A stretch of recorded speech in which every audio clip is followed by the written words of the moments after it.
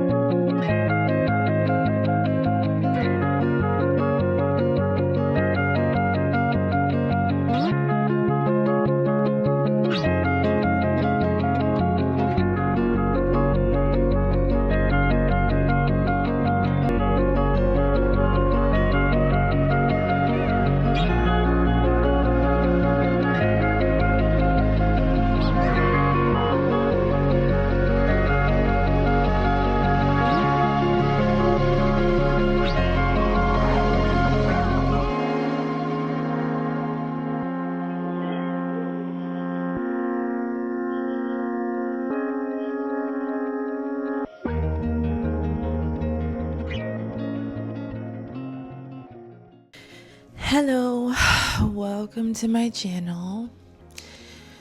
This is not my first YouTube channel. I gave YouTube a try after my first son, and it was really nice. I did notice that it was turning into a bit of a journal. So I imagine that this one will also turn into a journal. The reason why I want to start a new one is because my life just drastically changed. I keep thinking that there'll be a version of me that I will build upon and maybe run that same course as time passes versus doing a complete shift into a new identity. I tend to shift identities entirely, and with that shift comes different perspectives of everything, essentially, relationships, lifestyle, diet. Sometimes the identity could have a completely opposite perspective of a previous identity. So I guess I'm confessing some of what I feel is my personal insanity. And I feel like in my previous channel, I was going down a path that was a lot more independent. And the crazy thing is, I don't dislike who that person is at all. It's just very different from who I am now at the moment. I might not even go back to some of those ideals, even though I do see the reasoning behind a lot of them, depending on what a person's circumstances in life are at that time.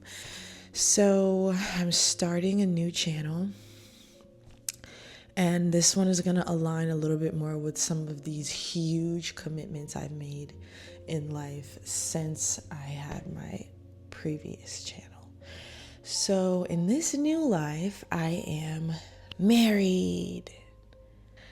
And in my previous experience with YouTube, I already had a son, but now I'm having a daughter, which is very exciting.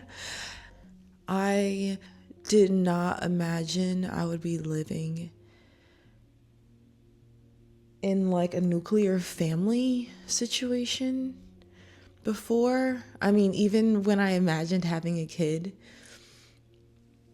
when I was younger, I always kind of imagined myself as a single mom, just because I am a workaholic. And sometimes in the middle of working and being a workaholic, you don't imagine yourself stopping to cook for a guy and nurture a guy and take care of an adult person, essentially. So when I was going down this path of becoming a workaholic, which was something I like, to leave it to an American for that to be like an actual path. But it was like, as an American person, I was actually aspiring towards being a workaholic. I remember in high school when I would be working on my projects, I would be staying up all night, researching things and just trying to like put my very best behind my work. But it was more than just trying to get a good grade. It was me actually practicing what I wanted to be one day, which was someone who did their absolute best at everything they did. And I didn't feel like there was any point in doing anything if you weren't going to do it that way. I didn't see any reason in doing something for a hobby or doing something in my pastime. And saying that now, I realize how much that aligns with the capitalistic society thing and coming up in capitalism. It's like they actually found a way to make that look cool to some people, me being one of those people, working a lot and missing out, I guess, on time with your family. Mind you, I didn't have a great connection with my family, so it wasn't like I felt like I was missing anything at the time. I didn't even know what it would feel like. So in my head, giving my very best to everything I was doing and leaving an impact on the world with my work ethic was fuel. It felt like a reason to live. And even sometimes it still does. So flash forward to today, because of that version of myself that I started with, I never imagined going down any type of traditional path. I imagined late nights, excellence, exhaustion. I imagined being a mom, but the part I played as a mom was a little bit different than a wife. It was more of an inspiration in motivating my children to give their very best and also leave an impact and also contribute to humanity in a positive way and give their all to whatever that was, to whatever way they wanted to contribute. And I wanted to show them that in real time, instead of how some parents just kind of like, push for their kids to do it and their kid isn't necessarily seeing them do it. So it's kind of hard. They don't really have any kind of blueprint to go by. I was trying to be that blueprint. And even to this day, I still am. It's just what it looks like is a little different. I guess it's more balanced. But the problem was there was no balance in what I was pretending to be as a child. I mean, even when I had relationships, they were just bringing me food while I was working. Whatever they had going on, any kind of drama that came up, it was always secondary to what my main goal was. So if it was like something that was trying to get in my way, I would almost act like I didn't care or didn't even notice, because I had an objective and it had nothing to do with like drama, being the center of that form of attention. I wanted to be the center of the most necessary attention. And in like modern day terms, it would be right now, I'm really involved with climate. I'm an engineer and I work towards improving the world in a very tangible way. I do realize now there is actually a whole avenue of trying to improve the world this way, which is influencing. I hate to say that. Because the concept of an influencer is so controversial in my mind. But I do now see that there is a way to seriously impact the world just by communicating some of my ideas. And before, I felt that to be a little narcissistic. I felt it to be kind of unnecessary because I couldn't always see how my experiences and the lessons that I gained from them could heavily impact that many people, just because I found myself to be super unique. I wasn't raised by my parents, not because I was like adopted or anything like that, but simply because my parents were too young. They had me when they were 17 and 19, and they were doing some very inappropriate things. So my grandmother took care of me, and that already made me very different from maybe some of the people I was competing against, most importantly. Not like super unique from other lower socioeconomic people. I was one of those people, obviously, and amongst that group, it's not that unique to be brought up by your grandparents and your parents be like off doing their own thing. But in the socioeconomic class that I was trying to get to, and the one that I ended up being surrounded by when I got to college at NYU, yeah, that was just not common. And it's also not as common to jump socioeconomic classes. So it was like a lot of the people I would be talking to either couldn't relate to where I've gotten, or they can't relate to where I've been. So it felt like there was really no point in explaining some of my life experiences and what I've learned along the way, because of the tiny, tiny group of people that would actually benefit from hearing some of these stories. So now I see that there is a little space for me to try to better the world this way, and not just in the very tangible way that I do at work. So, and that is not to talk against people that just get on here and provide comfort.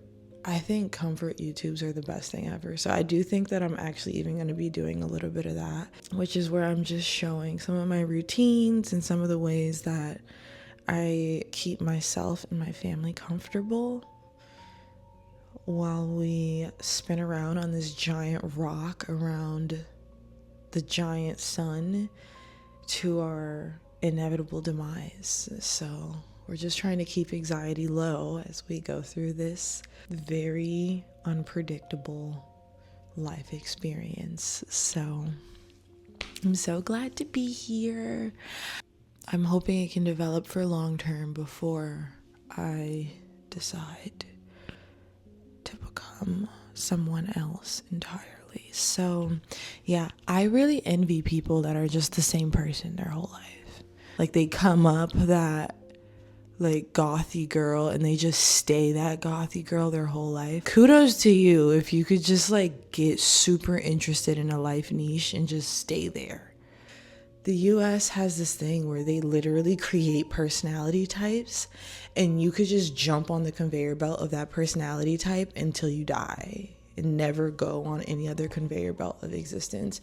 I'm really into science though, and I'm really into like even AI sometimes, like technology and how things are developing, and I'll want to go down that nerd path. But I'm also an engineer that's mostly environmentally focused, so sometimes I'll be only in the engineer nerd path, and they all kind of create a different type of person. And if you stay on one conveyor belt long enough, you create this very rich example of what that whole lifestyle is about. So I've never really been good at that. I don't ever get to feel that richness of that identity path that the US says is considered an identity path. Instead, I end up kind of like very sporadically touching on many things and never fully belonging to anything, which also aligns with me being a mixed person. I don't fully belong to any ethnicity, race, culture, religion, anything. My son is now half Chinese. I'm black and white, and now my son is black and white and Chinese and Thai. And my daughter is also going to be that mix. So in the world of being a mixed person, it's already like a given. Like you become used to not fitting anywhere fully at a young age. So now we're just running that. I just live that through and through. Like, so here I am.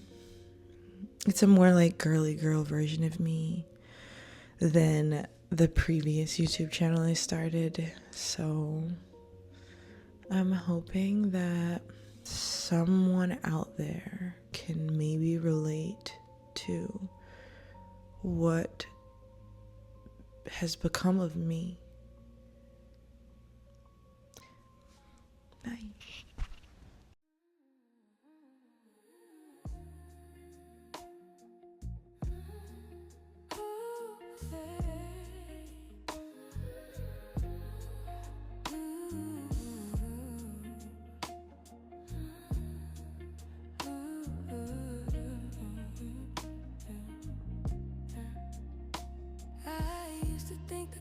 Makeup, something I had to earn, but it's water in the morning and letting my body learn.